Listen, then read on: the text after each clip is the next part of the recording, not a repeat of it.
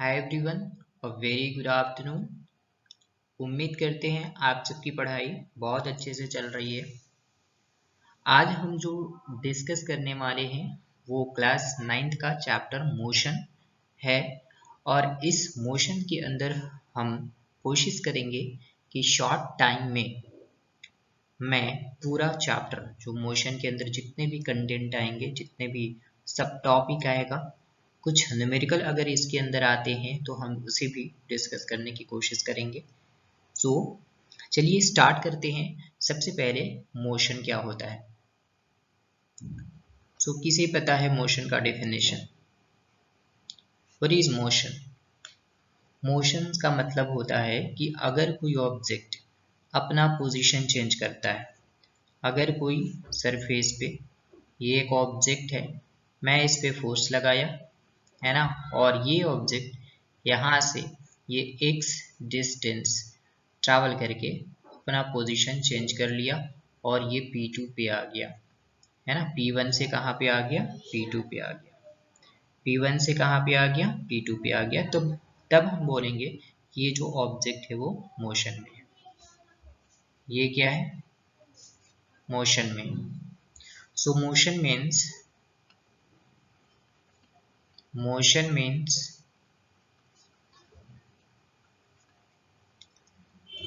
change in position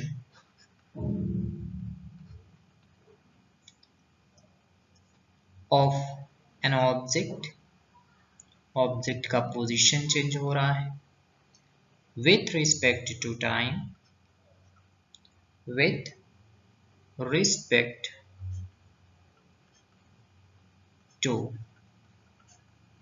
किसके respect में?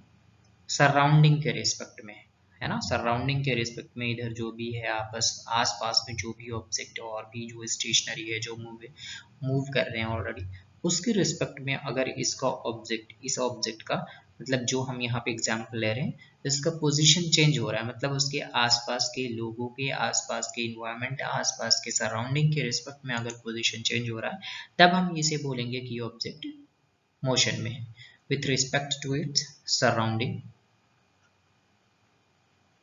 with respect to its surrounding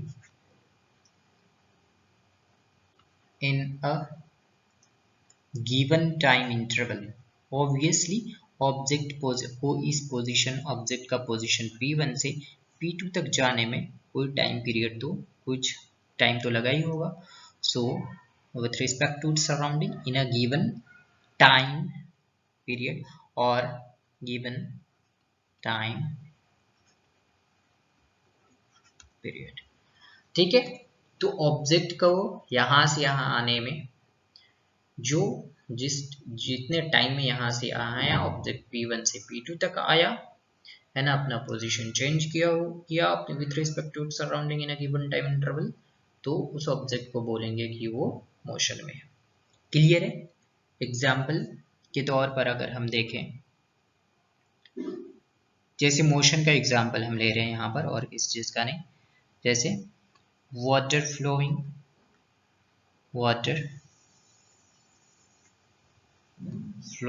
in a river, ठीक है।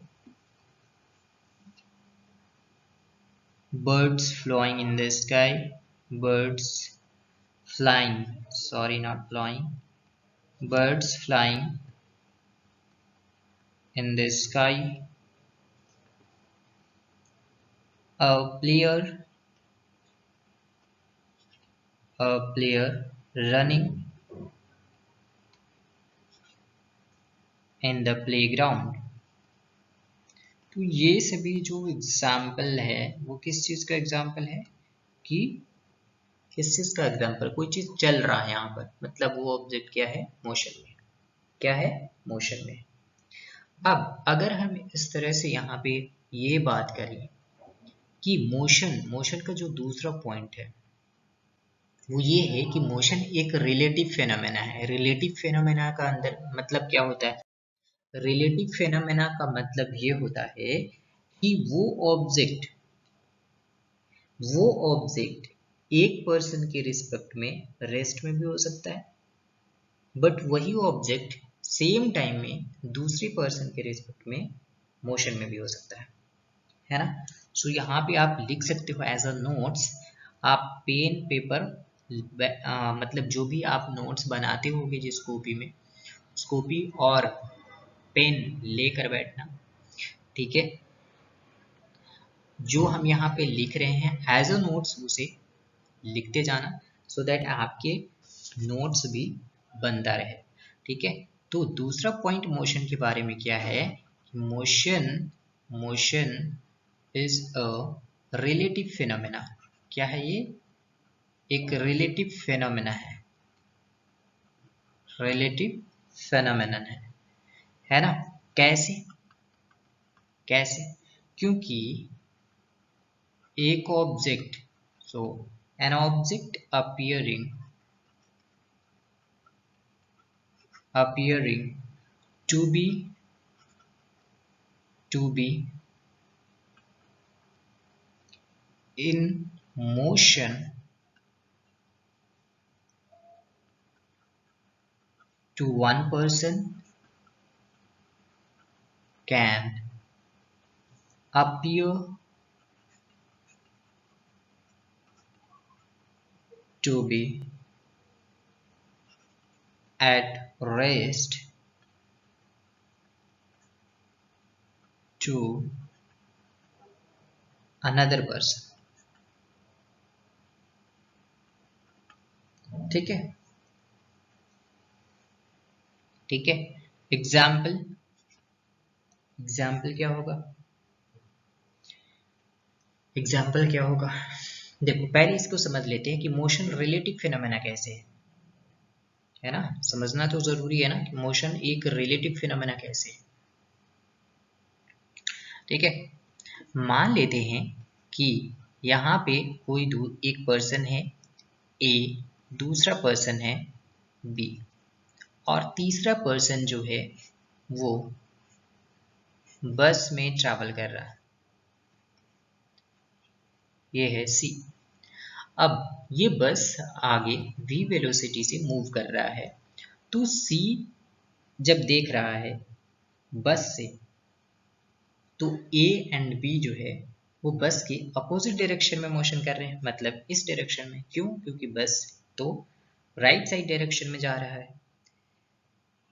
तो बस के अंदर जो सी पर्सन बैठा है वो ए और बी को पीछे की तरफ जाते हुए देख रहा है, मतलब सी क्या फील कर रहा है कि ए एंड बी जो है वो मोशन में है।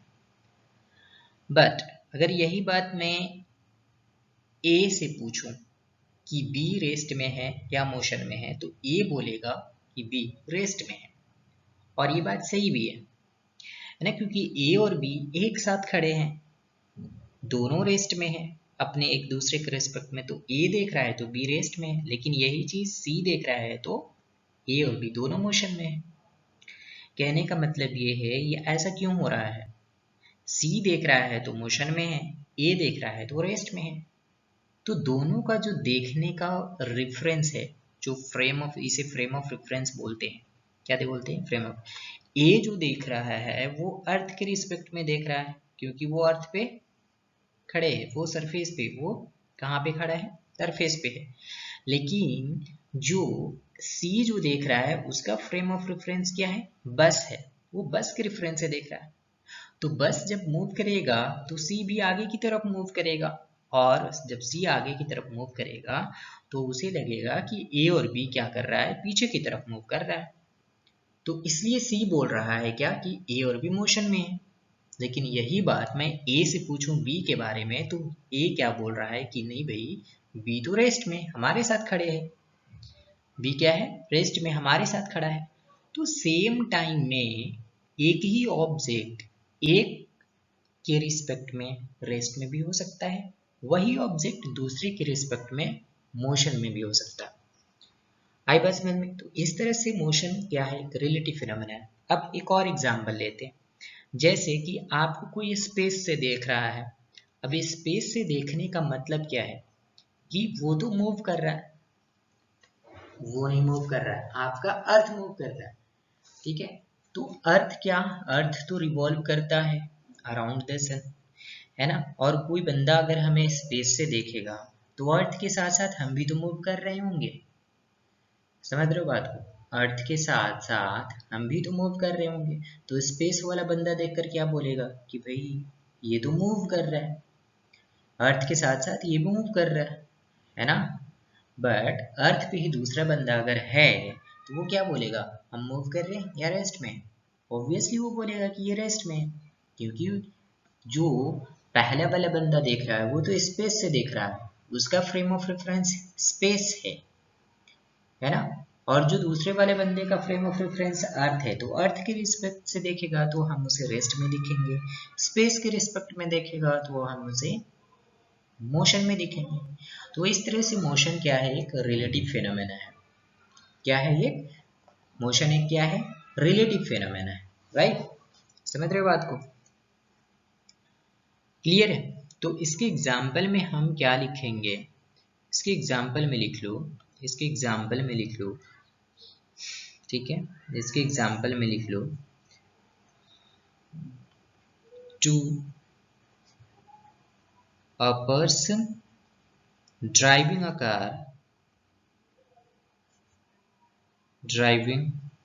car trees on roadside, trees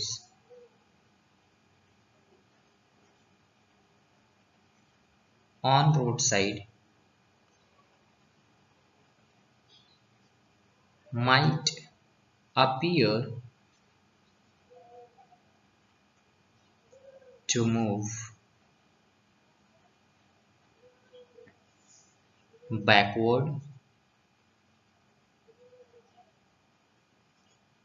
obviously हमें फील होता है, आप बस में बैठे होगे और जंगल वाले रास्ते या ऐसे रास्ते से गुजर रहे होगे जहाँ जिस रास्ते के आजू बाजू में साइड में क्या है, पेड़ पौधे हैं।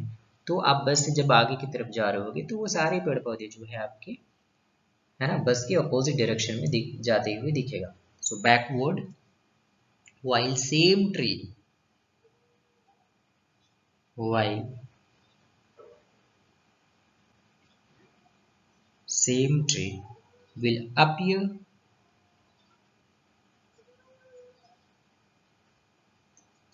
to be at rest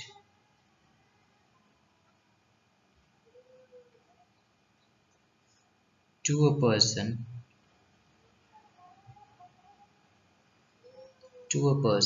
standing on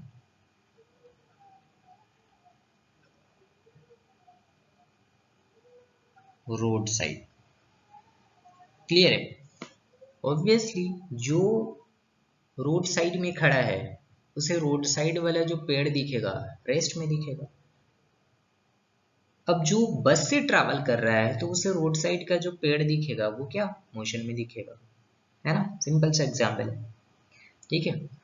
अब हम लोग ये जानने की कोशिश करेंगे कि एक्चुअली जो मोशन है उसे डिस्क्राइब कौन करता है ना।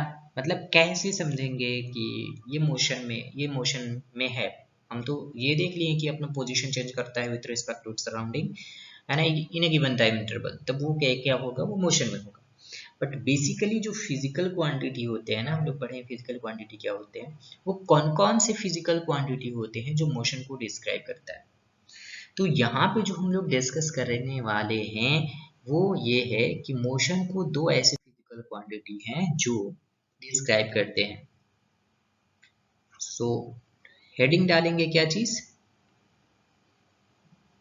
हेडिंग डालेंगे क्या चीज, डिस्क्राइबिंग मोशन, ये हेडिंग रहेगा हमारा। क्या चीज रहेगा, डिस्क्राइबिंग मोशन। तो यहाँ पे दो फिजिकल क्वांटिटीज हैं, कितने, दो फिजिकल क्वांटिटीज हैं जो मोशन को डिस्क्राइब करता है। कितने फिजिकल क्वांटिटी, दो फिजिकल क्वांटिटी हैं जो मोशन को डिस्क्राइब करता है।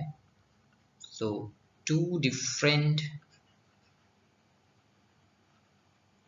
physical quantities,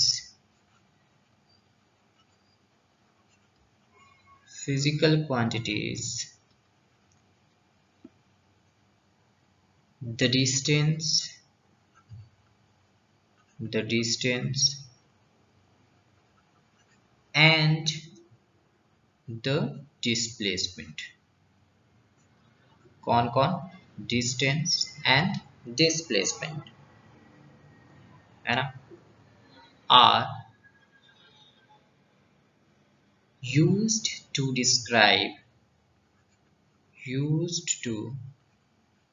describe the overall motion of an object. ये दो चीज हैं जो ओवरऑल मोशन को डिस्क्राइब करता है। कौन कौन? Distance and displacement. ठीक है, कौन कौन? Distance and displacement. क्लियर है? अब यहाँ पे क्या है कि सिंस हम लोग ये समझते हैं, ये जानते हैं कि मोशन एक रिलेटिव कॉन्सेप्ट है, तो जैसे ही मोशन एक रिलेटिव कॉन्सेप्ट आता है ना, तो यहाँ पे इंट्रोड्यूस होता है एक रेफरेंस पॉइंट का, है ना।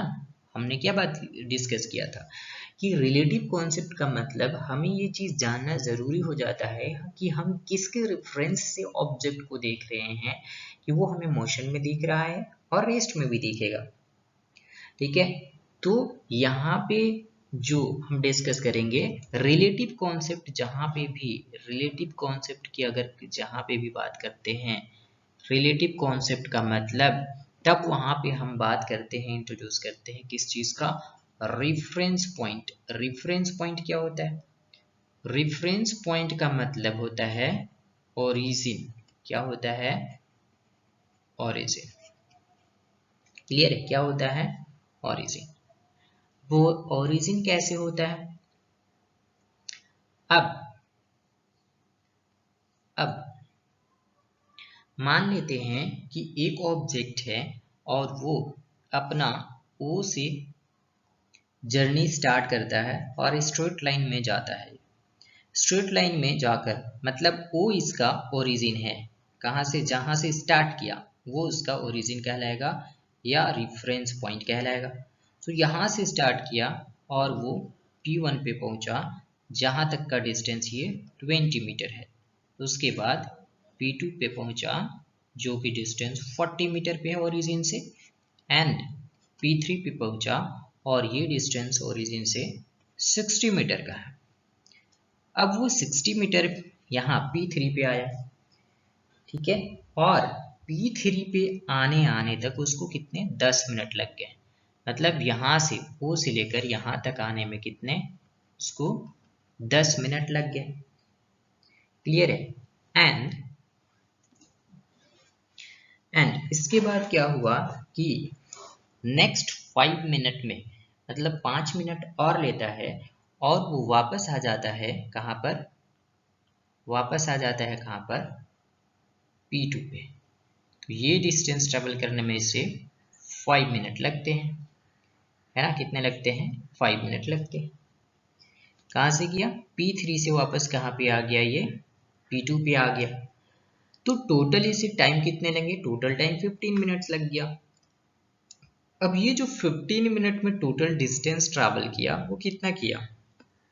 तो आप देखोगे यहाँ पर ये 20 है ना, अगेन 20, अगेन 20, टोटल डिस्टेंस कितना? 60, और वापस फिर कितना आया? 20। तो टोटल डिस्टेंस जो ट्रैवल किया ये 15 मिनट में, ये 15 मिनट में टोटल डिस्टेंस ट्रैवल जो किया कितना किया?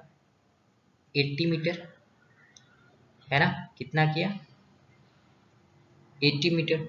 बट अगर डिस्प्लेसमेंट की बात करें तो वो कितना किया? डिस्प्लेसमेंट होता है shortest distance between initial and final position. तो इसका फाइनल पोजीशन यहाँ है, इनिशियल पोजीशन यहाँ था, तो ये डिस्टेंस हमें चाहिए डिस्प्लेसमेंट के लिए। तो टोटल डिस्प्लेसमेंट जो होगा, टोटल जो डिस्प्लेसमेंट होगा वो कितना होगा? वो कितना होगा? 40 minus 0 that is 40 minus 0 that is 40 metre. ये डिस्प्लेसमेंट हो गया हमारा। बात आ रही समझ में? तो शॉर्टेस्ट लेंथ जो होता है उस पाथ का between initial and final position, उसको हम लोग बोलते हैं डिस्प्लेसमेंट। क्या बोलते हैं? डिस्प्लेसमेंट। मोशन को डिस्क्राइब कौन कौन करते हैं? दो physical quantity, distance and displacement. Motion एक रिलेटिव कॉन्सेप्ट है, तो उसके लिए हम यहाँ पे रेफरेंस पॉइंट, रेफरेंस ओरिजिन का इन्वेंशन, यहाँ पे ओरिजिन को इंट्रोड्यूस किया कि कहाँ से हमें चीज़ों को देखना है, ओरिजिन से देखना है। क्लियर है? रेफरेंस पॉइंट को देखना है, किसके रेफरेंस से ऑब्जेक्ट मोशन में है और किसके रेफरेंस से ऑब्जेक्ट रेस्ट में है। क्लियर है? दोनों बातें सही हो सकती है एक ऑब्जेक्ट के लिए एट अ सेम टाइम में। तो ये हमें कंफ्यूज नहीं होना है कि एक ही ऑब्जेक्ट सेम टाइम में मोशन में भी कैसे हो सकता है एंड रेस्ट में भी कैसे हो सकता है। यहाँ पे हमें कंफ्यूज नहीं करना। हम क्या चीज देखेंगे यहाँ पे? रेफरेंस पॉइंट, किसके रेफरेंस से वो मोशन में है और किसके रेफरेंस से वो रेस्ट में है। क्लियर है? क्लियर है? आई बात समझ में? अब यहाँ पे ये ध्यान देना कि जो हम डिस्टेंस की बात करें, डिस्टेंस की हमने बात किया, उससे कोई डायरेक्शन से कोई लेना देना नहीं था, क्योंकि ये इनिशियली इस डायरेक्शन में जाता है एंड फाइनली वो वापस उसके अपोजिट डायरेक्शन में जाता है। ठीक है? तो डिस्टेंस को डायरेक्शन से कोई लेना देना नहीं होता, सिर्फ उसे मैग्नीट्यूड से लेना देना होता है। तो जिस क्वांटिटी को, जिस भी फिजिकल क्वांटिटी को मैग्नीट्यूड से, सिर्फ मैग्नीट्यूड से लेना देना होता है, डायरेक्शन से नहीं, तो उसे ऐसे फिजिकल क्वांटिटी को स्केलर क्वांटिटी बोलते हैं। ठीक है? क्या बोलते हैं? Scalar quantity. यहाँ पे आप लिख सकते हो the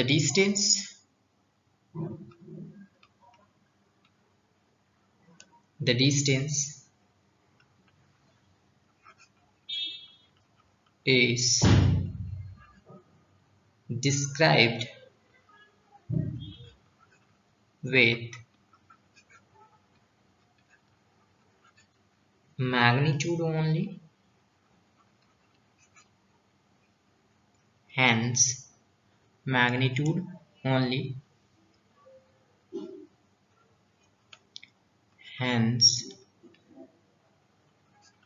it is scalar quantity.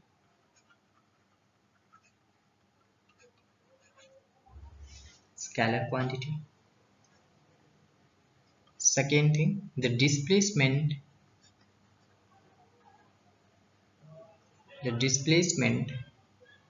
required both the magnitude and the direction,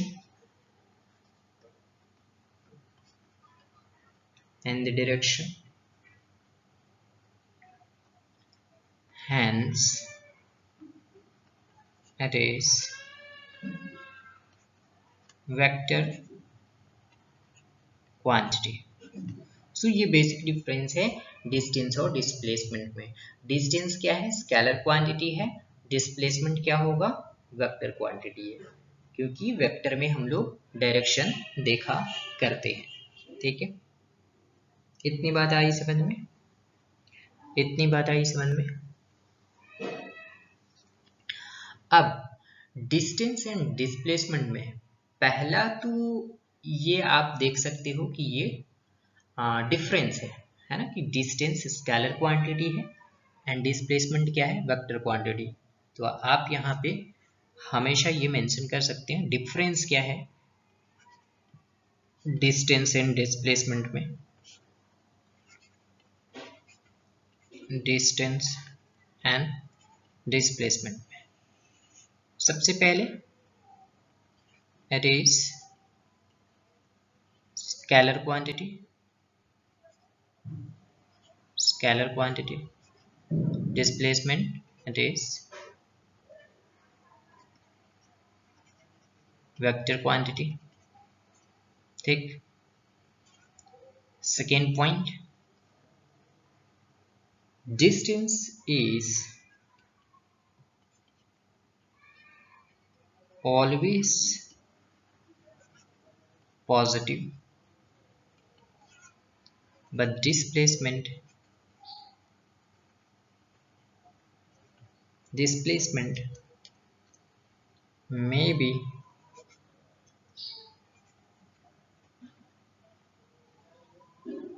positive, negative and zero. ठीक है, डिस्प्लेसमेंट पॉजिटिव भी हो सकता है, नेगेटिव भी हो सकता है, जीरो भी हो सकता है, बट डिस्टेंस हमेशा क्या रहेगा, पॉजिटिव रहेगा।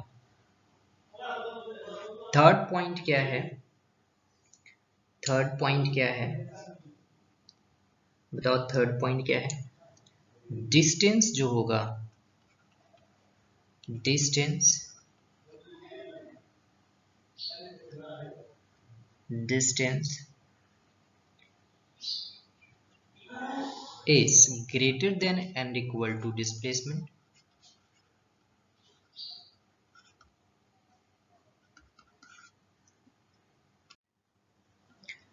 थर्ड पॉइंट डिस्प्लेसमेंट में क्या होगा, थर्ड पॉइंट डिस्टेंस में क्या होगा, distance is always greater than और इक्वल टू डिस्प्लेसमेंट।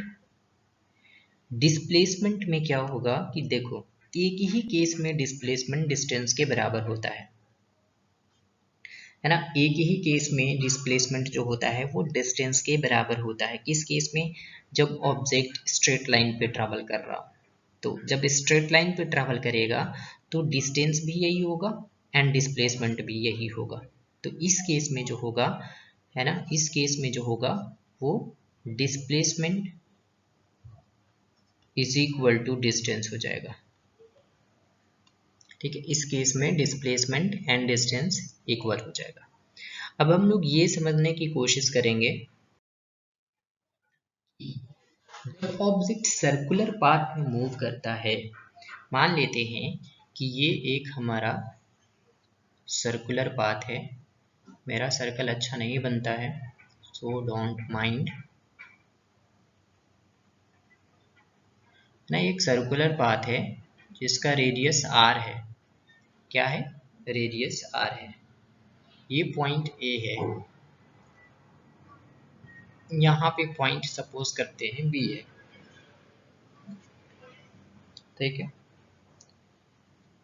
ठीक है, तो कोई पार्टिकल है और ये A से B तक मूव करता है ना, कहाँ से, A से B तक मूव करता है। ठीक है, तो हमें ये बताना है कि डिस्टेंस कितना होगा और डिस्प्लेसमेंट क्या कितना होगा। ठीक है, तो ये तो ऐसे मूव किया कर्व पाथ से, लेकिन डिस्प्लेसमेंट का मतलब होता है the shortest distance between initial and final point, ये होता है ना, क्या होता है, shortest distance between initial and final point. तो जो डिस्प्लेसमेंट होगा वो क्या होगा, displacement is equal to, means ये भी r है, ये भी r है, तो क्या आप लोग जानते हो यहाँ पे कौन सा फॉर्मूला लगेगा, yes, Pythagoras theorem. Pythagoras theorem में अगर इसको मैं ये हाइपोटेन्यूस मान लूँ ए बी को, सो डिस्प्लेसमेंट ए बी जो होगा वो क्या होगा, under root of r square plus r square, means under root of 2r square, means ये पेयर में है r बाहर आ जाएगा, r रूट 2 क्या हो जाएगा, डिस्प्लेसमेंट क्या होगा, r रूट 2। बट अगर हम डिस्टेंस की अगर बात करें तो डिस्टेंस क्या हो जाएगा, डिस्टेंस का मतलब क्या होता है पता है, ये कर्व पाथ वाला डिस्टेंस, ये कर्व पाथ, ये स्ट्रेट लाइन वाला तो ये इसका डिस्प्लेसमेंट हो गया, स्ट्रेट लाइन वाला तो क्या हो गया, शॉर्टकट रास्ता हो गया, ये डिस्टेंस हो गया, सॉरी डिस्प्लेसमेंट हो गया। बट कर्व पाथ वाला कैसे मेजर करेंगे, कर्व पाथ वाला कैसे मेजर करेंगे, अब कर्व पाथ वाला हमें मेजर करने के लिए क्या चाहिए, आपको सरकमफ्रेंस ऑफ दिस सर्कल, अगर टोटल कर्व सर्कुलर पाथ जो हम मेजर करें ए से लेकर ए तक, ए से लेकर ए तक, तो टोटल लेंथ जो होगा, टोटल लेंथ है ना ए से ए तक क्या हो जाएगा, 2 पाई आर, 2 पाई आर। और ये टोटल सर्कल का कितना पार्ट है, अगर इसको मैं 4 पार्ट में डिवाइड कर दूं तो ये क्या 1/4 पार्ट है, 1/4 पार्ट है। तो मैं इसको 2πr को 1/4 से डिवाइड कर दूं तो कितना हो जाएगा πr/। तो क्या बोल सकते हैं कि इसका जो डिस्टेंस है वो πr/2 है। क्लियर है। तो इस तरह से सर्कुलर मोशन का हम लोग डिस्टेंस एंड डिस्प्लेसमेंट फाइंड करने की कोशिश करते हैं, है ना। इस तरह से हम अप्रोच करते हैं सर्कुलर मोशन का डिस्टेंस एंड डिस्प्लेसमेंट को। क्लियर है, क्लियर है। अब देखो यहाँ पे हम क्या देखें कि हमने ये एक पॉइंट डिस्कस की थी कि डिस्टेंस कभी जीरो नहीं होता, डिस्टेंस ऑलवेज पॉजिटिव होता है, और डिस्प्लेसमेंट जो होता है पॉजिटिव नेगेटिव जीरो तीनों हो सकते हैं। कैसे, अब ध्यान से देखना, जैसे कि हमने एक एग्जांपल लिया था कि O से लेकर कहाँ तक, एक ओरिजिन लिया था हमने, ओरिजिन लिया था O, और यहाँ से P1 पे गया, P2 पे गया, P3 पे गया, ठीक है, इस टाइप से था।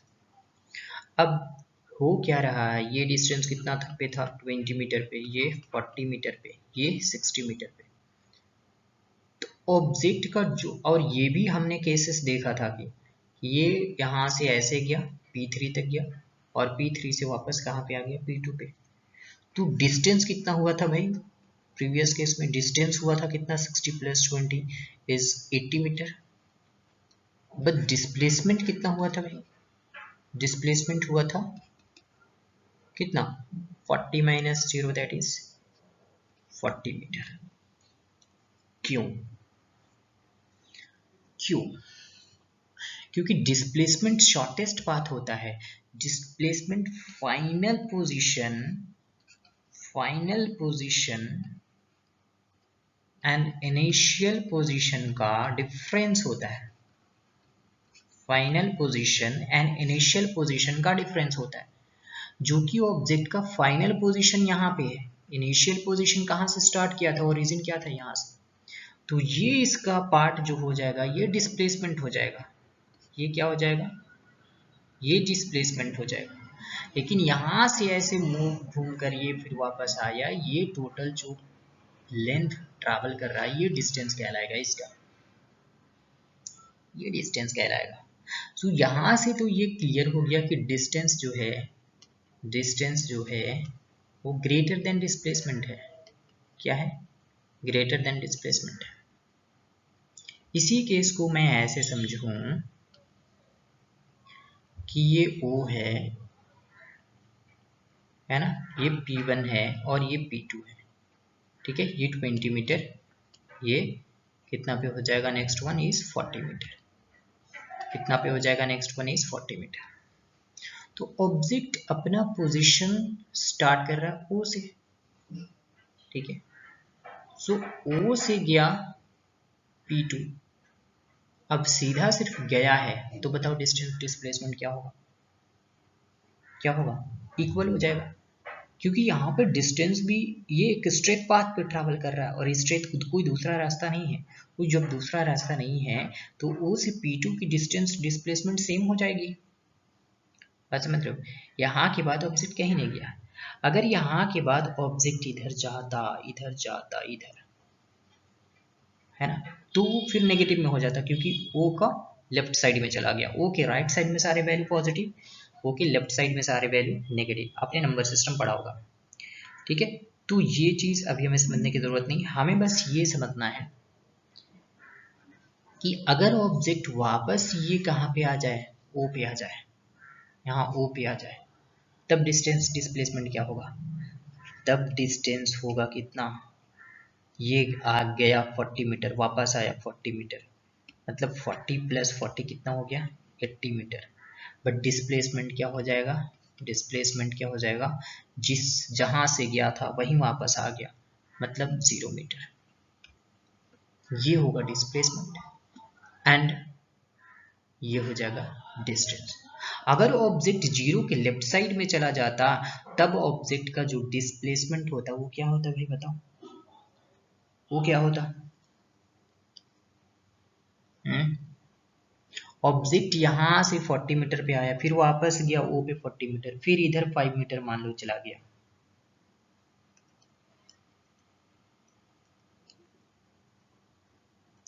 ठीक है। वो पीछे कितना गया, मान लो 5 मीटर, तो ऑब्जेक्ट टोटल डिस्टेंस कितना ट्रेवल किया, 80 प्लस 5, 85 कर लिया। लेकिन व्हाट अबाउट डिस्प्लेसमेंट, डिस्प्लेसमेंट क्या होगा, ये -5 की तरफ इधर गया, ये जीरो इनिशियल इसका पोजीशन था, जीरो से कहाँ पे किया, -5, मतलब फाइनल पोजीशन उसकी कहाँ पे है, -5 पे है। जब फाइनल पोजीशन -5 पे, इनिशियल पोजीशन 0 पे, तो ये फाइनल जो डिस्प्लेसमेंट होगा क्या होगा, -5 मीटर।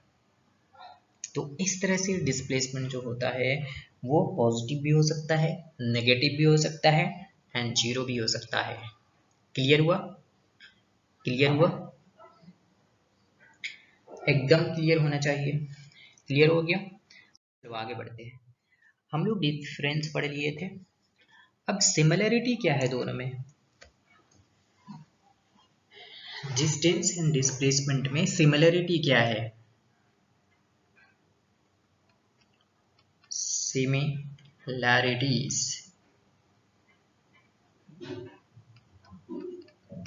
similarities between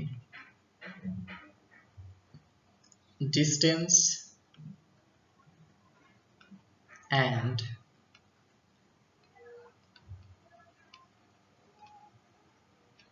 displacement,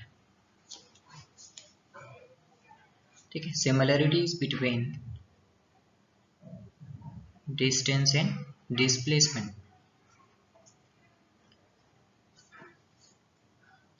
सो यहाँ पे लिखेंगे हम लोग डिस्टेंस, इस तरफ लिखेंगे डिस्प्लेसमेंट। बताओ क्या है सिमिलैरिटीज, बताओ। डिस्टेंस, यूनिट क्या होता है डिस्टेंस का, यूनिट क्या होता है डिस्टेंस का, ऐसा यूनिट की बात कर रहा हूं, मीटर, सिंबल स्मॉल है। डिस्प्लेसमेंट का यूनिट मीटर, सिंबल स्मॉल है। Simple, simple, simple. क्लियर है, क्लियर है। मैग्नीट्यूड भी सेम हो सकता है, बट कब, जब ऑब्जेक्ट स्ट्रेट पाथ पे ट्रैवल कर रहा, जब ऑब्जेक्ट स्ट्रेट पाथ पे ट्रैवल कर रहा, ठीक है, ठीक है। सो लिख सकते हैं when an object travel along straight path, then the magnitude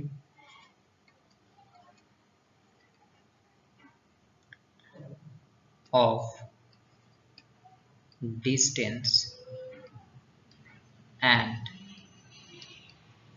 displacement will be same। Clear, ये दो सिमिलरिटीज है डिस्टेंस एंड डिस्प्लेसमेंट में। आई बात समझ में, आई बात समझ में। अब एक इंपॉर्टेंट बात बताता हूं, क्या बताता हूं, क्या बताता हूं कि वेक्टर क्वांटिटी मीनिंगफुल तब है, a vector is meaningful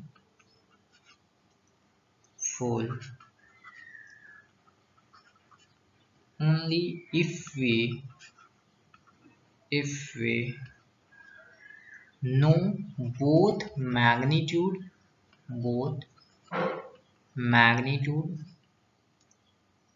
and direction of vector। जब दोनों पता हो तो, एक कोई भी पता हो, हमें वो एक कोई भी पता होने से वेक्टर मीनिंगलेस हो जाएगा। ठीक है, ठीक है। So a vector quantity is meaningful only if we know both magnitude and direction of vector. That's it.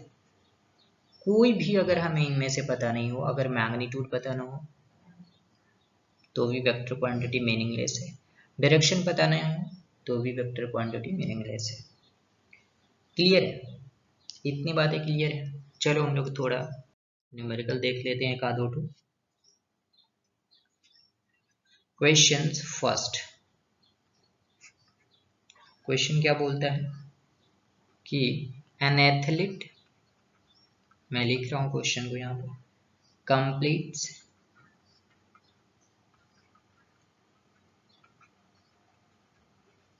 a round of a circular track of diameter 200 meter in 20 seconds. Calculate कितने में? 20 second में। Calculate first the distance traveled by the athlete, the distance traveled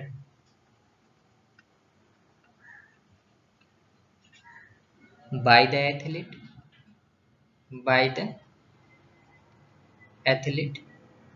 and second the magnitude of the displacement, the magnitude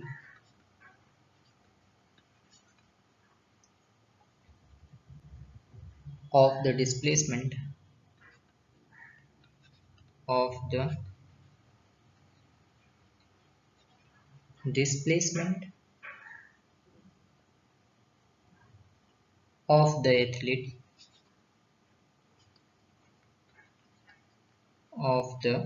athlete at the end of 1 minute and 10 second. ठीक है, question को समझते हैं कि athlete complete a round of circular track. तो एक circular track बना लेते हैं पहले, एक सर्कुलर ट्रैक पहले बना लेते हैं जिसका डायमीटर कितना है? 200 मीटर। कितना है डायमीटर? 200 मीटर। ये ए पॉइंट, ये बी पॉइंट, ए पॉइंट, ये बी पॉइंट। तो क्या बोल रहा है कि एथलीट है एक, वो एक सर्कुलर ट्रैक का कंप्लीट राउंड जिसका डायमीटर 200 मीटर है वो कंप्लीट कितने में करता है? 20 सेकेंड में। तो कितना डिस्टेंस ट्रैवल कर लिया वो, है ना? 20 सेकेंड में एक कंप्लीट राउंड ट्रैवल कर रहा है। An athlete complete a round of a circular track of diameter 200 meter in 20 seconds. Calculate the distance traveled by the athlete and the magnitude of the displacement of the athlete at the end of 1 minute 10 seconds. 1 minute 10 second में कितना distance और displacement travel कर लिया? बताओ भाई, बताओ भाई। सबसे पहले हम सर्कुलर ट्रैक का लेंथ पता करेंगे। So length of circular track का मतलब क्या? सरकमफ्रेंस, है ना? लेंथ ऑफ सर्कुलर ट्रैक का मतलब क्या?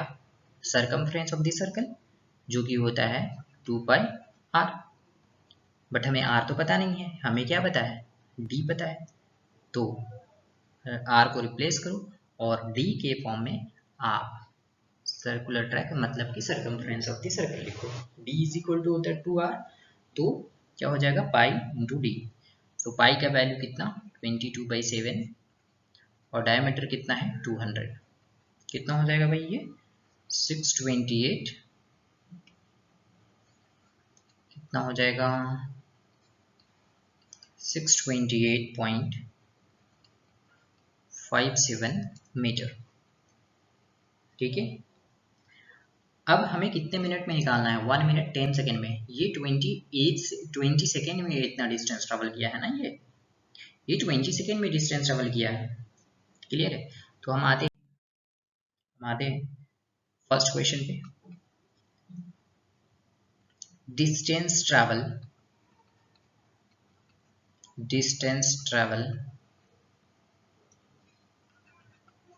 इन 20 second is equal to length of the circular track. या फिर डायरेक्ट हम लिख लेते हैं, क्या लिख लेते हैं? कितना हुआ था? 628.57 metre. So distance travel in 1 second, distance travel in 1 second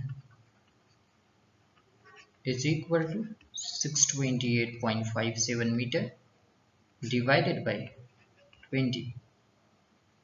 ठीक है, एंड अगेन हमें कितना में निकालना था? 1 मिनट 10 सेकेंड में। So distance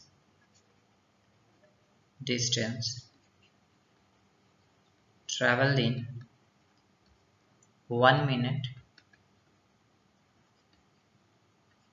10 second is equal to 628.57 divided by 20 second. सब सेकेंड में है तो इसे भी सेकेंड में कन्वर्ट करो।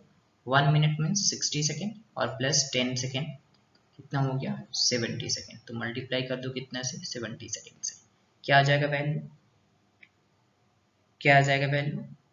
2199.99 मीन्स की अप्रॉक्स 2200 मीटर वो ट्रैवल कर रहा है 1 मिनट 10 सेकेंड में, मीन्स की 70 सेकेंड में वो इतना डिस्टेंस ट्रैवल करेगा।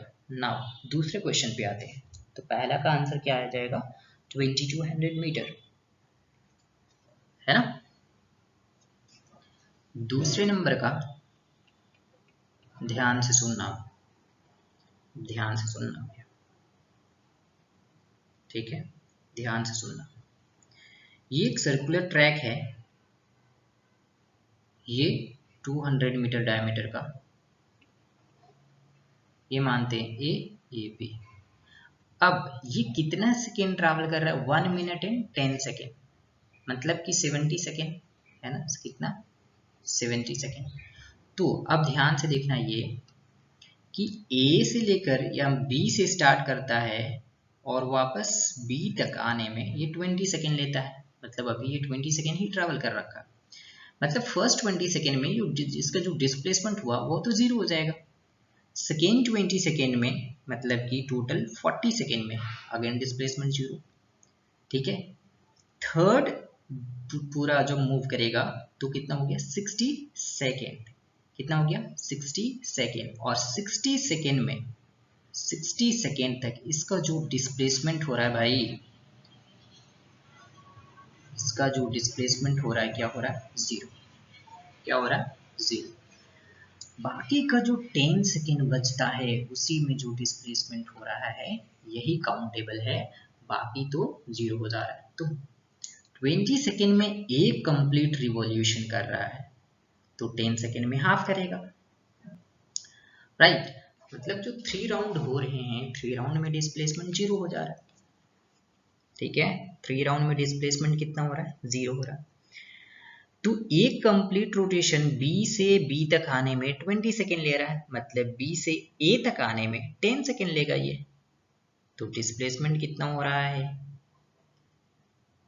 ये शॉर्टेस्ट डिस्टेंस मतलब डायमीटर के बराबर कितना हो रहा है? डायमीटर के बराबर। क्लियर है? क्लियर है, means diameter of the circular track कितना? 200 मीटर है। तो डिस्प्लेसमेंट भी कितना होगा? डिस्प्लेसमेंट भी कितना होगा? 200 metre. That's it, that's it. यही आंसर होगा इसका। ठीक है, ठीक है, आगे चलते हैं। सेकेंड क्वेश्चन की तरफ। सेकेंड क्वेश्चन बोलता है कि आर द फॉलोइंग, या इसको ऐसे लिखते हैं, चलो ठीक है, are the following statement true और फॉल्स। स्टेटमेंट ट्रू और फॉल्स। फर्स्ट स्टेटमेंट क्या है? Displacement can not be zero. हमने क्या देखा है भाई, ये क्या बोल रहा है, displacement can not be zero. ये कैसा आदमी है भाई, बोल रहा है displacement can not be zero. हमने ये केसेस देखा है कि डिस्प्लेसमेंट जीरो, अभी तो इससे पहले न्यूमेरिकल किया है, 3 राउंड में उसका डिस्प्लेसमेंट जीरो हो जा रहा था। सो ये स्टेटमेंट क्या है, गलत। डिस्प्लेसमेंट जीरो हो सकता है, ये फॉल्स स्टेटमेंट है। क्या है ये? फॉल्स स्टेटमेंट है। क्लियर है? बहुत सारे ऐसे केसेस देखने को मिलेगा आपको कि डिस्प्लेसमेंट जीरो होगा when a body travel in a straight path, when a body travel in a straight path. ठीक है, ठीक है, when a body travel in a straight path and again its final position is same as initial position, then the displacement will be zero।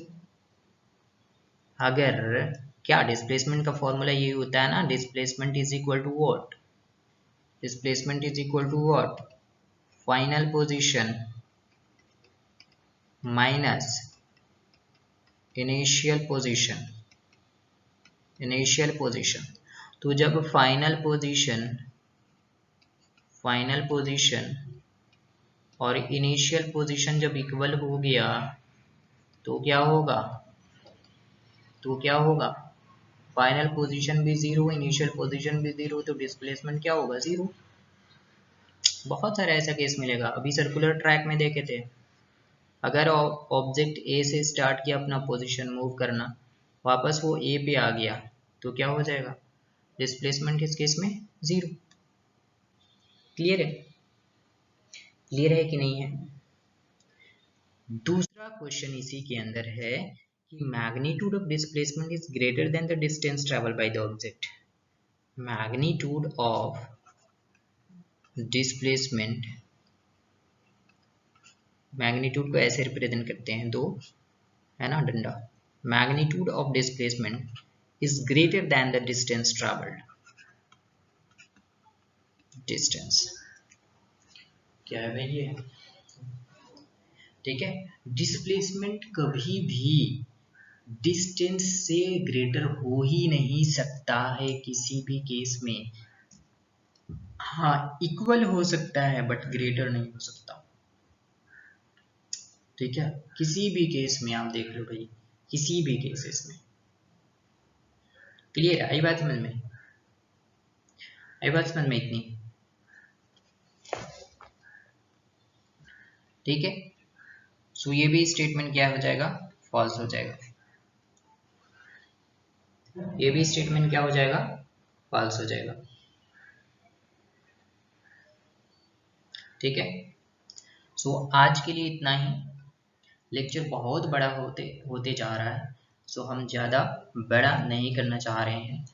तो इसी तरह से हम कोशिश करेंगे कि 3-4 पार्ट में ये कंप्लीट चैप्टर जो मोशन का है वो अपलोड कर दूंगा। मैं एक प्लेलिस्ट बना दूंगा, आप एक ही जगह पे क्लिक करके ये सारे मोशन चैप्टर को रिवाइज कर सकते हो, नोट्स बना सकते हो एक अच्छा खासा, और जितने भी क्वेश्चन हम करेंगे बस उतना क्वेश्चन कर लो, तुम्हारे लिए काफ़ी है। ठीक है, सो वीडियो अच्छा लगा होगा तो प्लीज़ इस चैनल को लाइक, सब्सक्राइब एंड अपने फ्रेंड्स के साथ शेयर ज़रूर करना। कुछ भी डाउट हो आप कमेंट बॉक्स में कमेंट करना।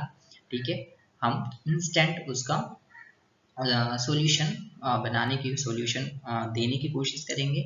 ठीक है, आज के लिए इतना ही। Thank you so much.